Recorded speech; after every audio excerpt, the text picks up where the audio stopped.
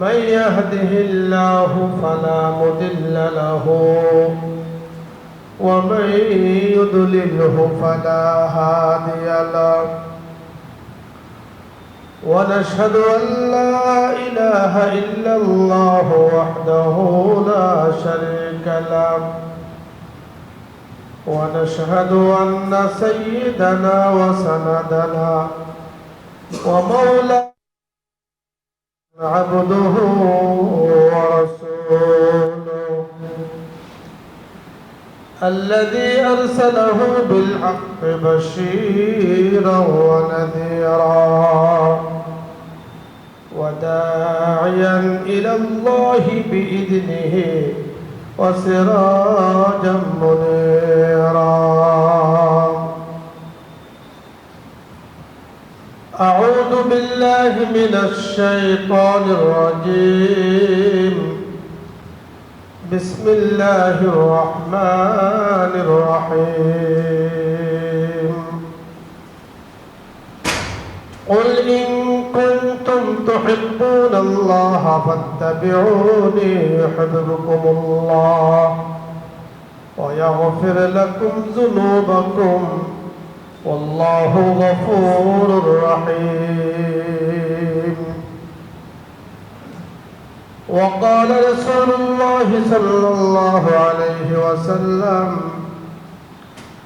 الصلاة الصلاة الصلاة وما ملكت أيمانكم أو كما قال عليه الصلاة والسلام إن الله وملائكته يصلون على النبي يا أيها الذين آمنوا صلوا عليه وسلموا تسليما اللهم صل على محمد وعلى آل محمد كما صليت على إبراهيم وعلى آل إبراهيم إنك حميد مجيد اللهم بارك على محمد وعلى آل محمد كما باركت على إبراهيم وعلى آل إبراهيم إنك حميد مجيد بلغ العلا بكماله كشف الدجى بجماله حسنت جميع خصاله صلوا عليه وآله محترم معزز মুসল্লিয়ান কিরাম মুরব্বিয়ান আযম আমাদের সাথে যারা নিউজ 24 এর কল্যাণে যুক্ত হয়েছেন দেশে প্রবাসে আমাদের মা ও বোনেরা আল্লাহ রাব্বুল আলামিনের দরবারে লাখো কোটি শুকরিয়া আদায় করছি যে আল্লাহ তাআলা আমাদেরকে পবিত্র জুমার নামাজ আদায় করার জন্য আল্লাহ পাক আমাদেরকে আল্লাহ পাকের ঘর মসজিদে আসার তৌফিক দান করেছেন মুহাব্বতের সাথে জোরে সোরে একবার বলি আলহামদুলিল্লাহ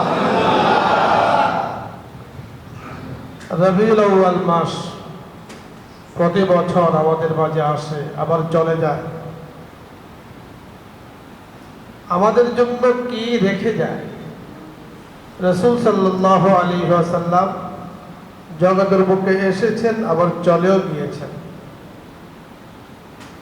রওজা মুবারকে শায়িত আছেন উম্মত কি করছে না করছে সব রওজা মুবারকে সেখানে শুয়ে শুয়ে দেখতে পাচ্ছেন রাসূল তো হায়াতুন নবী মৃত রাসূলকে আমাদের মতো যে মৃত এই মৃত রাসূলকে স্পর্শ করেন এজন্য তিনি হায়াতুন নবী রওজা মুবারকে শোয়া আছেন এই ইহজগৎ ত্যাগ করে যখন রওজা মুবারকে চলে যাচ্ছিলেন শেষ কথাটি কি বলেছেন, আমাদের জন্য কি রেখে গিয়েছেন, এটা হলো জানার বিষয়, বোঝার বিষয়। রবিউল আউয়াল মাস আসবে যাবে, আমার আপনার জীবনে রবিউল আউয়ালের শেষ পর্যন্ত জীবনে আমরা পাবো না। আমাদের পূর্বপুরুষরাই পান নাই, চলে গিয়েছেন, আমরাও একসঙ্গে চলে যাব। আমাদের জন্য কি শিক্ষণীয়, এটা হলো মৌলিক বিষয়। রাসূলকে আমরা মহব্বত করি, রাসূলের মহব্বত অন্তরে না থাকলে প্রকৃত ঈমানদার হওয়া সম্ভব নয়। প্রকৃত ঈমানদার সেই ব্যক্তি যিনি রাসূলকে প্রকৃত অর্থে মহব্বত করে। সুবহানাল্লাহ। এজন্য রাসূলের মহব্বত আমরা করি নিঃসন্দেহে, সন্দেহাতীত। কতটুকু পরিমাণ, কতটুকু? আল্লাহ রাসূল বলেছেন, লা ইউমিনু আহাদুকুম হাত্তা আকুনা আহাব্বা ইলাইহি মিন ওয়ালিদিহি ওয়া ওয়ালাদিহি ওয়ান নাসি আজমাইন। প্রকৃত ঈমানদার হওয়ার জন্য শর্ত হলো লা ইউমিনু আহাদুকুম, তোমাদের মধ্যে কোনো ব্যক্তি প্রকৃত ঈমানদার ততক্ষণ পর্যন্ত হইতে পারবে না যতক্ষণ পর্যন্ত না তার জীবন থেকে, তার মাল থেকে, তার সন্তান থেকে আল্লাহ রাসূলকে বেশি মহব্বত না করবে। অর্থাৎ তামাম জাহানের তামাম কিছু থেকে যদি কোনো ব্যক্তি রাসূলকে বেশি মহব্বত করে, রাসূল বলেন প্রকৃত অর্থে সে প্রকৃত ঈমানদার। সুবহানাল্লাহ। প্রকৃত ঈমানদার হওয়ার জন্য রাসূলের মহব্বত কলবে লাগবে, বাস্তবায়ন করতে হবে। যে মালের সামনে, জীবনের সামনেও যদি রাসূলের মহব্বত এক জায়গায় রাখা হয়, আর আমার সম্পদ, আমার সন্তান, আমার জীবনকে এক জায়গায় রাখা হয়, জীবন চলে যেতে পারে, রাসূলের মহব্বত কিন্তু যেতে পারবে না। তাহলে সে প্রকৃত ঈমানদার। আমরা দেখেছি হযরতে ইব্রাহিম আলাইহিস সালাতু ওয়াস সালাম ইসমাঈল আলাইহিস সালাতু ওয়াস সালামকে মহব্বত করতেন। কত বেশি মহব্বত করতেন যে জগতের সমস্ত কিছু থেকে সন্তানকে বেশি মহব্বত করতেন। আল্লাহ পাক দেখেছেন যে ইব্রাহিম যেভাবে তার সন্তানকে মহব্বত করে, যে আমার হুকুম থেকেও বেশি মহব্বত করে কিনা একটু দেখা দরকার, একটু বোঝা দরকার। পরীক্ষা নিয়েছেন, একটা একটা করে 16টা পরীক্ষা নিয়েছেন। সকল পরীক্ষার মধ্যে ইব্রাহিম আলাইহিস সালাতু ওয়াস সালাম পাস করেছেন, 100% পাস করেছেন। সন্তানের পরীক্ষা যখন আসলো, আল্লাহ তাআলা ওনাকে সরাসরি ফেরেশতা পাঠাইয়া ওনাকে হুকুম করেন না যে আপনার সন্তানকে আপনি কোরবানি করে দেন। যে সরাসরি বললে তো সরাসরি হুকুম হয়ে যায়। স্বপ্নে যোগে আল্লাহ পাক ওনাকে দেখিয়েছেন যে সন্তানকে আল্লাহর রাহে আপনি কোরবানি করুন, উৎসর্গ করুন। প্রথম দেখা মাত্র ইব্রাহিম আলাইহিস সালাতু ওয়াস সালাম লাব্বাইক লাব্বাইক বলে আল্লাহ পাকের যে হুকুম, এই হুকুমের কাছে নিজেকে নত করে দিলেন। সুবহানাল্লাহ। একবার, দুইবার, তিনবার। তিনবারের সময় ইব্রাহিম আলাইহিস সালাতু ওয়াস সালাম নিজের সন্তানকে আল্লাহ পাকের হুকুমের সামনে উৎসর্গ করে দেওয়ার জন্য তৈরি হয়ে গেলেন। উৎসর্গ যখন করবেন, ঠিক পূর্ব মুহূর্তে আল্লাহ তাআলা বলতেছেন, হে ইব্রাহিম কদ সাদ্দাক্তার রুইয়া, ইব্রাহিম যা তুমি স্বপ্ন যোগে দেখেছ 100% তুমি কামিয়াব আর সফলতা অর্জন করেছ। ইব্রাহিম তোমার পুত্রকে নেওয়া আমার উদ্দেশ্য নয়, আমি চাই, জানতে চাই তুমি কতটুকু আমাকে মহব্বত করো। সুবহানাল্লাহ। ঠিক নবীজিকে আমরা মহব্বত করি নিজের জীবন থেকে, নিজের মাল থেকে, সন্তান থেকে। এটা আমরা মুখে বললেই শুধু হবে না, বাস্তবিক সেটা দেখাতে হবে। নবীজির মহব্বতে পকেট থেকে টাকা বাহির হয় কিনা, নবীজির মহব্বতে ঘর থেকে আপনি বের হন কিনা, নবীজির মহব্বতে সন্তানকে আপনি আল্লাহর রাহে দিতে পারেন কিনা, এতটুকু যদি আপনার মধ্যে আগ্রহ, স্পৃহা, আকর্ষণ থাকে, বোঝা যাবে আপনি প্রকৃত আশিক রাসূল, প্রকৃত নবীর মহব্বত কেন। তো রাসূল সাল্লাল্লাহু আলাইহি ওয়াসাল্লাম চলে গিয়েছেন রবিউল আউয়াল মাসে। আমাদের থেকেও রবিউল আউয়াল মাস বিদায় নিচ্ছে। আমাদের জন্য রাসূল কি রেখে গিয়েছেন। আল্লাহু আকবার। রাসূল বলেছেন as-সালাত as-সালাত as-সালাত, তিনবার বলেছেন। নামাজ নামাজ নামাজ, তিনবার বলেছেন। রাসূলের অন্তিম শয্যায় শেষ কথা ছিল নামাজ।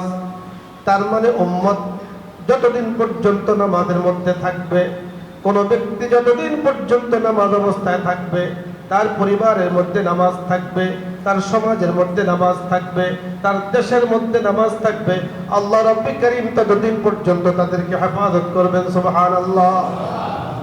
রাসূল নামাজের এত গুরুত্ব দিয়েছেন। আর আমাদের কাছে নামাজের অবস্থা কি? বাস্তব অবস্থা হইল সময় পাইলে পড়ি, মনে চাইলে পড়ি, মনে চাইলে নামাজ পড়ি না। এটা হলো আমাদের কাছে নামাজের অবস্থা।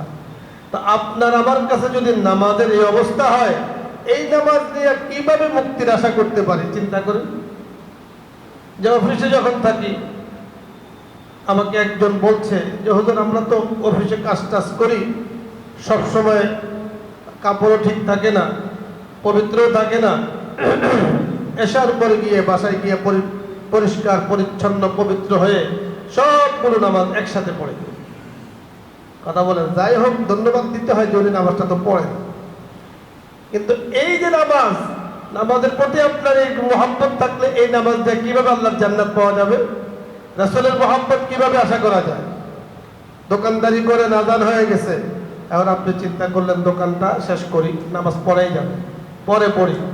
নামাজের প্রতি আপনার এই অবস্থা। দোকানের প্রতি মহব্বত নামাজ থেকে বেশি, চাকরির প্রতি মহব্বত নামাজ থেকে বেশি, মালের প্রতি মহব্বত নামাজ থেকে বেশি, সন্তানের প্রতি মহব্বত নামাজ থেকে বেশি, ঘুমের প্রতি মহব্বত নামাজ থেকে বেশি, আড্ডার প্রতি মহব্বত নামাজ থেকে বেশি। এই নামাজ দ্বারা আমি আপনি মুক্তি কখনো পাইতে পারবো না, পাবো না। কথা বলেন ঠিক কিনা? হ্যাঁ, আযান হয়েছে, দোকানে কাস্টমার এসেছে, কাস্টমারকে পেছনে রেখে তারপরে আমরা দেখেছি, অনেক সময় শুনেছি যে ডাক্তাররা পর্যন্ত, বড় বড় ডাক্তার যারা, তারা চেম্বার করছেন, রোগী দেখছেন, আযান হয়ে গিয়েছে, চেম্বার বন্ধ, নামাজের পরে আবার রোগী দেখছেন। কথা বলেন ঠিক। যে যে অবস্থায় আছেন, আমরা যারা ব্যবসা করি, যারা চাকরি করি, যারা তরকারি বিক্রি করি, যারা যেই কাজ করি, আযান হয়ে গিয়েছে, বন্ধ, সব বন্ধ। এটা আপনাকে পুলিশ দিয়ে বন্ধ করাইলে হবে না। কারণ পুলিশ দিয়া রাষ্ট্রে যদি কানুন করে, পুলিশ আসবে, আপনাকে বাইরে হবে, দোকান বন্ধ করবেন, আপনি দোকানে পিসি গিয়ে সিগারেট খাবেন। কথা বলেন ঠিক কিনা? এই জন্য প্রত্যেক ব্যক্তি নিজে ঠিক হইতে হবে যে নামাজ আযান যখন হয়ে যাবে, তখন আমাকে দোকানে কোনোভাবে আটকে রাখতে পারবে না, আমার ঘুম আমাকে বিছানায় আবদ্ধ করে রাখতে পারবে না, আমার পরিবার আমাকে মহব্বত দিয়ে আবদ্ধ করতে পারবে না। সর্বাগ্রে হলো নামাজ। নামাজের প্রতি এরকম মহব্বত যদি তৈরি করেন, বোঝা যাবে আল্লাহ রাসূলকে আমি আপনি মহব্বত করি। মহব্বত মুখে দাবি করলাম, শত শত রাসূলকে মহব্বত করি, মহব্বত করে আপনি জিকির করেন দৈনিক 1 কোটি বার, কিন্তু নামাজের সময় আপনার এই অবস্থা। মসজিদে আপনাকে পাওয়া যায় না, দোকানে পাওয়া যায়। আযান হয়ে গেলে প্রায় আমরা বলি, আযান হইলে দেখা যায় মুসল্লিরা নামাজের তৈরি নেয়। কিছু কিছু মুসলমান আযান হয়ে গেলে এগুলো গাট্টি গোস্তা বেঁধে বাড়ির দিকে যায়, অথবা আযানের আওয়াজ যাতে তার কানে না আসে, দূরে চলে যায়। ওরা বলেন ঠিক কিনা? যেন মুসল্লিরা তাকে না দেখে যে এই লোকটা নামাজের সময় এখানে বসে আছে। এক কথায় ধোঁকাবাজ। এক কথায় কি? ধোঁকাবাজ। রাসূল আকরাম সাল্লাল্লাহু আলাইহি সাল্লাম একেবারে অন্তিম শয্যায় নামাজ নামাজ নামাজ 3 বার বলেছেন, অর্থাৎ গুরুত্ব বোঝানোর জন্য যে এই উম্মত যতক্ষণ পর্যন্ত নামাজে থাকবে, নামাজকে এমন বিধান করা হয়েছে যে এটা কোনো অবস্থাতে মাফ করা হয়নি। নামাজ একটা সত্য বিধান যে আপনি দাঁড়িয়ে নামাজ পড়তে পারেন তো দাঁড়িয়ে নামাজ পড়ুন, দাঁড়াতে পারেন না বসে নামাজ পড়ুন, বসতে পারেন না শুইতে পারেন, শুয়ে নামাজ পড়ুন। অর্থাৎ একদিন এক রাত্র পর্যন্ত জ্ঞান আছে, এতক্ষণ পর্যন্ত জ্ঞান থাকা অবস্থায় আপনার উপরে নামাজ মাফ নাই। একদিনের বেশি, 24 ঘন্টার বেশি যদি হয়ে যায়, তখন বলা হয়েছে তার উপরে নামাজ মাফ। কিন্তু এই জ্ঞান থাকা অবস্থায়, আকেল বালেগ স্বাধীন সর্ব অবস্থায় তার নামাজের মানে জ্ঞান আছে, বুঝ আছে, সমস্ত কিছু আছে, এই অবস্থায় তার উপরে নামাজ কোনো মাফ নাই। এখন বুঝেন যে আমাদের সন্তানরা নামাজকে কিভাবে অবহেলা করে। সন্তান তো বাদ দেন, আমরাই কিভাবে অবহেলা করি। আজকে শুক্রবার জুমার নামাজ বন্ধের দিন, তারপরে মসজিদ ভরে যায়, মুসল্লির অভাব নাই। কিন্তু এই শুক্রবারে 2 রাকাত নামাজ পড়ার জন্য এত গুরুত্ব, একটু পরেই তো 2-1 ঘন্টা পরে তো আসরের নামাজ, সে নামাজের জন্য কি এত গুরুত্ব আমাদের মধ্যে আছে? বাস জুমার নামাজ পড়ছে যাইয়া ঘুমায় গেছে, আসরের নামাজ কোনখান দিয়ে চলে গেছে খবর নেই। কথা বলেন ঠিক কিনা? এর নাম তো মোহাব্বত নয়, মোহাব্বতে রাসূল নয়। রাসূলকে মোহাব্বত করা মানে নামাজকে মোহাব্বত করা। যে নামাজকে মোহাব্বত করে সে রাসূলকে মোহাব্বত করে। কথা বুঝতেছেন? রাসূল বলেছেন আসসালাত আসসালাত ওয়া মা মালাকাত আইমানুকুম, নামাজ তোমার উপরে কখনো মাপ নয়। বলে মাকুন চুস্তি নামাজে পঞ্জগানা, মাকুন চুস্তি নামাজে পঞ্জগানা ফাওয়াইলুল লিল মুসাল্লিন আল্লাযীনা, কোন ব্যক্তি যদি নামাজকে তরক করে, রাসূল বলেন নামাজ পড়ে না, নামাজকে অস্বীকার করে, ওই ব্যক্তি কাফের হয়ে যায়। আর কোন ব্যক্তি যদি নামাজ পড়ে না, নামাজকে স্বীকার করে, তার এই না পড়াটা গুনাহে কবিরা, বড় গুনাহ। নামাজ এমন এক ইবাদত, এখন যদি পড়তে না পারে বড় হলেও তাকে পড়তে হবে, মাপ নাই, আদায় করতেই হবে। বলা হয় এই যে কোনো ব্যক্তি যদি নামাজকে এইভাবে অলসতা করে, উদাসীনতা করে, 5 ওয়াক্ত এশার পরে পড়ে, ফজরের নামাজ পড়ে না প্রায়, বলে এই ওয়াক্ত যদি এইভাবে নামাজকে কাজা করে, ওয়াইলুল লিল মুসাল্লিন আল্লাযীনা, এই ধরনের মুসল্লিদের জন্য ওয়াইল দুজক, জাহান্নামের অতল গহ্বরে তাদেরকে পাঠিয়ে দেওয়া হবে। এই ধরনের নামাজীদের জন্য পারবেন জাহান্নামে জ্বলতে? আমাদের কারো পক্ষ তো জাহান্নামের আগুনে জ্বলা সম্ভব না। এজন্য ভাই রাসূল আকরাম সাল্লাল্লাহু আলাইহি ওয়াসাল্লামের সর্বশেষ যে বাণী আমাদের জন্য ছিল তা হলো নামাজ, নামাজ, নামাজ।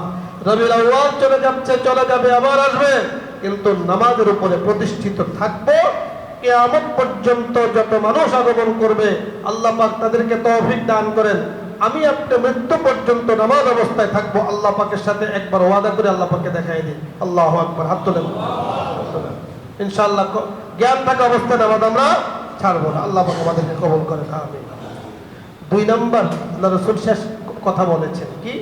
ওয়ামা মালাকাত আইমানুকুম, তোমাদের অধীনস্থ যারা আছে তাদের হকের ব্যাপারে তোমরা অটল অবিচল থাকো। অধীনস্থ কারা? আপনার স্ত্রী, আমার স্ত্রী আমার অধীনস্থ, আমার সন্তান আমার অধীনস্থ, আমার কাজের বুয়া আমার অধীনস্থ, আমার ঘরে যারা বসবাস করছে তারা আমার অধীনস্থ। এ হলো ঘরের ব্যাপারে। এলাকার মেম্বার, চেয়ারম্যান, এলাকার মধ্যে যারা আছে এটা হলো তাদের অধীনস্থ। রাষ্ট্রের প্রধানমন্ত্রী, রাষ্ট্রপ্রধান যিনি, এই দেশের মধ্যে যারা বসবাস করছে তারা হলো তার অধীনস্থ। যিনি এমপি, যিনি মন্ত্রী হয়েছেন, তার এলাকায় যারা বসবাস করছে এরা হলো তার অধীনস্থ। রাসূল বলেছেন ওয়ামা মালাকাত আইমানুকুম, তোমাদের অধীনস্থদের ব্যাপারে তোমরা খুবই সতর্ক থাকবে, সাবধান। এই অধীনস্থ তোমাকে জান্নাতও নিতে পারে, অধীনস্থ তোমাকে জাহান্নামও নিতে পারে। এখন বলেন যে অধীনস্থ কিভাবে নিবে? খুব খেয়াল করে শোনেন। শরীয়তের মূলনীতি হলো আপনি যখন কারো দ্বারা কাজ করিয়েছেন তো তার ঘাম শুকানোর আগে তার প্রাপ্য তাকে পৌঁছে দেয়া, তার কাছে দিয়ে দেওয়া। আমাদের অবস্থা হলো এই, গরিব মিসকিন অসহায় দিয়ে কাজ করায়, বেতন দেওয়ার সময় তালমাটাল করতে থাকে। ওই বেচারা কাজ করার সময়, কাজ নেওয়ার সময় আপনি 100% তালিকা করে কখন কতক্ষণ কাজ করে লেখালেখি করে পুরো আপনারটা আপনি বুঝে নিয়েছেন। মোবাইল বন্ধ করে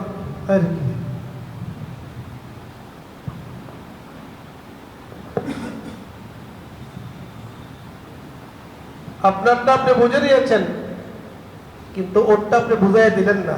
আল্লাহ রাসূলের শাফাআত কখনো পাওয়া যাবে না। রাসূলের সুপারিশ তারাই পাবে যারা অধীনস্থদের হকের ব্যাপারে 100% সতর্ক। দোকানে কর্মচারী রেখেছেন, তার সাথে যা চুক্তি হয়েছে সেটা তাকে পৌঁছে দেওয়া, পারলে রাখেন, না পারলে বিদায় করে দেন, কিন্তু তাকে রাইখে তার বেতন না দেওয়া, এটা সরাসরি আল্লাহ রাসূলের শেষ কথার খেলাফ।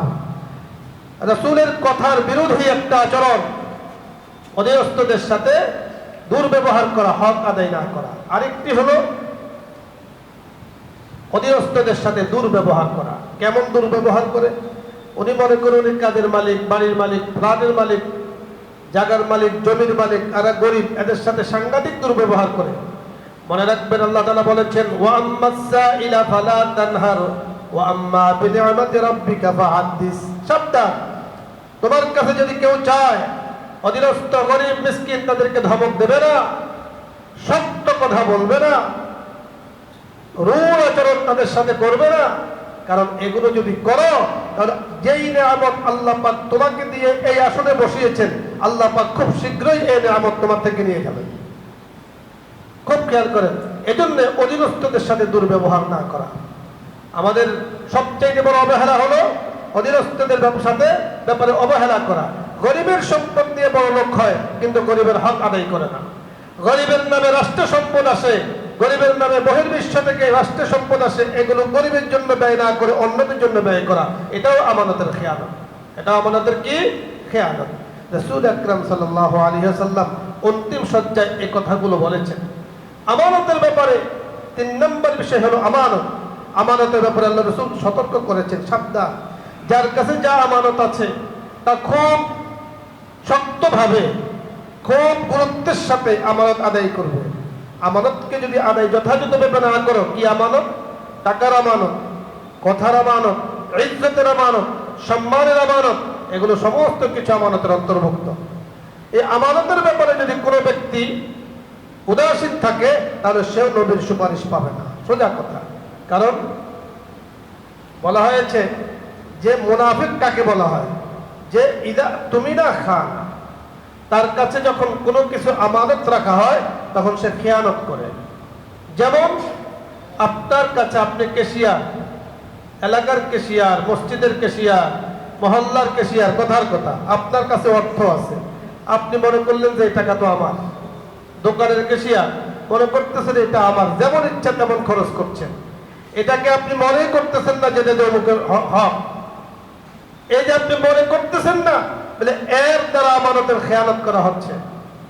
আর যে ব্যক্তি আমানতের খেয়ানত করে এই অবস্থায় মারা যায় তো মুনাফিক হয়ে মারা যায়। মুনাফিকের জন্য আল্লাহ পাকের সুপারিশ, রাসূল আকরাম সাল্লাল্লাহু আলাইহি সাল্লাম আল্লাহ তাআলার কাছে সুপারিশ করবেন না জান্নাতে যাওয়ার। 4 নম্বর হকুল ইবাদ, বান্দার হক। বান্দার হক, বান্দার হক কি? একটা হলো হকুল্লাহ আর একটা হলো হকুল ইবাদা। আল্লাহর হক নামাজ, রোজা, হজ, যাকাত, এগুলো সব আল্লাহ পাকের হক, এগুলো আমরা আদায় করি। কিন্তু বান্দার হকের ব্যাপারে আমরা উদাসীন। আমানত যেমন বান্দার হক, অনুরূপভাবে বান্দার ইজ্জত রক্ষা করা এটাও বান্দার হক। আমরা অনেক সময় অনুপস্থিতিতে পেছনে গীবত শিকায়ত করি, গীবত শিকায়তে নিজেকে লিপ্ত রাখি, বলে এটাও বান্দার হক নষ্ট হচ্ছে। রাসূল আকরাম সাল্লাল্লাহু আলাইহি ওয়াসাল্লাম সাহাবাই কেরামদেরকে বললেন, আমাকে মসজিদে নিয়ে যাও। সাহাবাই কেরাম রাসূলকে মসজিদে নিয়ে এসেছেন। রাসূল মসজিদের মিম্বরে বসেছেন, বসে একটা ভাষণ দিয়েছেন। কি ভাষণ? যে শোনো, মনে হচ্ছে যে আমি আর বেশিক্ষণ থাকবো না, চলে যাব। তোমাদের কারো যদি আমার কাছে কোনো হক থেকে থাকে তাহলে হকটা তোমরা আমার থেকে এখন আদায় করে দিতে পারো। একজন ব্যক্তি দাঁড়ায় বলল, ইয়া রাসূলুল্লাহ, আপনার কাছে আমি 3 দিরহাম পাই। বলে কিভাবে পাও? একবার আপনি আমার থেকে 3টা টাকা নিয়ে, দিরহাম নিয়ে আপনি দান করেছিলেন, সদকা করেছিলেন, ওই টাকাটা আমাকে আপনি বুঝাইয়া দেন। রাসূল সাথে সাথে সেটা তাকে বুঝাইয়া দিলেন। আবারও বললেন, বারবার বললেন, এখন আর কেউ আওয়াজ করে না। তার মানে বান্দার হকের ব্যাপারে আল্লাহ রাসূল বারবার তাকিদ দিয়েছেন। শেষ অন্তিম সজ্জায় এসে এই কথাটি বলেছেন যে সাবধান, বান্দার হক নষ্ট করে যদি কেউ কবরে যায়, তার কবরের জিন্দেগি বড় কঠিন হয়ে যাবে। এখন বুঝেন যে বান্দার হক কিভাবে নষ্ট হয়। সুদের দ্বারা বান্দার হক নষ্ট হয়। সুদের দ্বারা কি হয়? বান্দার হক নষ্ট হয়। কিস্তি করে, এটাকে বলা হয় লভ্যাংশ দেয়, মুনাফা দেয়, তারপরে লোন নেওয়া, কিস্তি করা, এগুলো সব বান্দার হক নষ্ট হয়। ঘুষের দ্বারা বান্দার হক নষ্ট হয়, খেয়ানত করার দ্বারা বান্দার হক নষ্ট হয়। এগুলো সমস্ত কিছু বান্দার হক নষ্ট করা।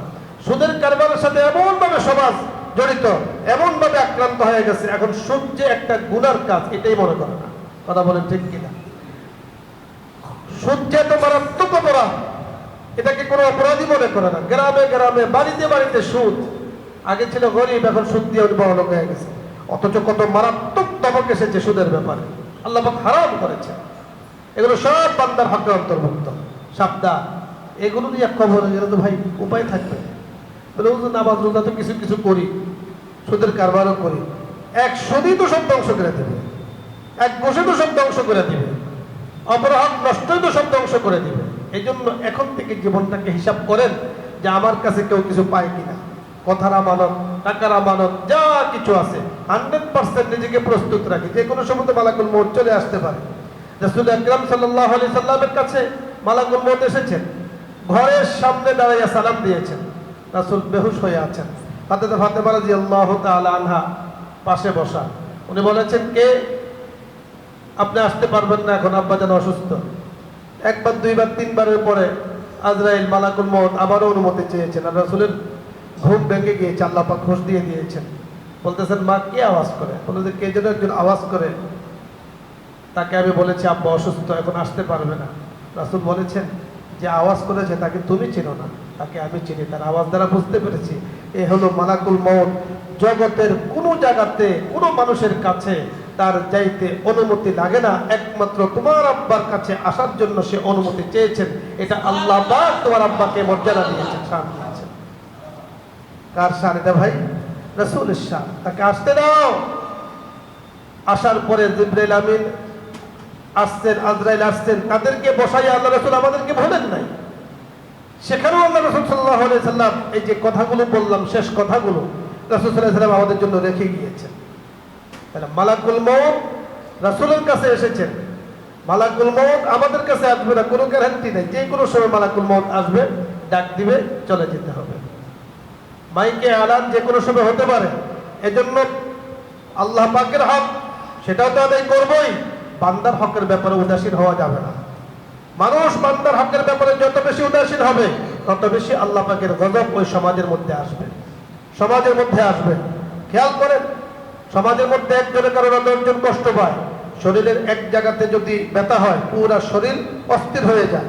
ঠিক সমাজের মধ্যে একজনের অন্যের কারণে ভালোরাও কষ্ট পায়, খারাপরাও কষ্ট পায়। কথা বলেন ঠিক কিনা? ঘরের মধ্যে যদি একজন অসুস্থ হয়ে পড়ে, তো বাকিরা কি আরামে ঘুমাতে পারে? বাকিরাও কষ্টে থাকে। যে অসুস্থ হয় সেও কষ্ট থাকে, আর যারা আছে তারাও কি থাকে? কষ্ট থাকে। এই জন্য ভাই, দুইটা কথা আজকে যেটা রাসূল সাল্লাল্লাহু আলাইহি সাল্লাম গুরুত্ব দিয়েছেন, একটা হলো হকুল্লাহ, আল্লাহ পাকের হকের ব্যাপারে সতর্ক থাকা, আর এটা হলো বান্দার হক, হকুল ইবাদা, বান্দার হকের ব্যাপারে সতর্ক থাকা। আল্লাহ পাকের হক হলো নামাজ, অন্যান্য যা কিছু আছে, আর হকুল ইবাদা যে আলোচনাগুলো করলাম, আল্লাহ পাক আমাদেরকে বুঝার তৌফিক দান করেন। আল্লাহ তাআলা আমাদেরকে প্রকৃত অর্থে রাসূলের উম্মত হওয়ার তৌফিক দান করেন। আমিন। ওয়া আখিরু দাওয়ানা আলহামদুলিল্লাহি রাব্বিল আলামিন। যারা সুন্নাত পড়েছে সুন্নাত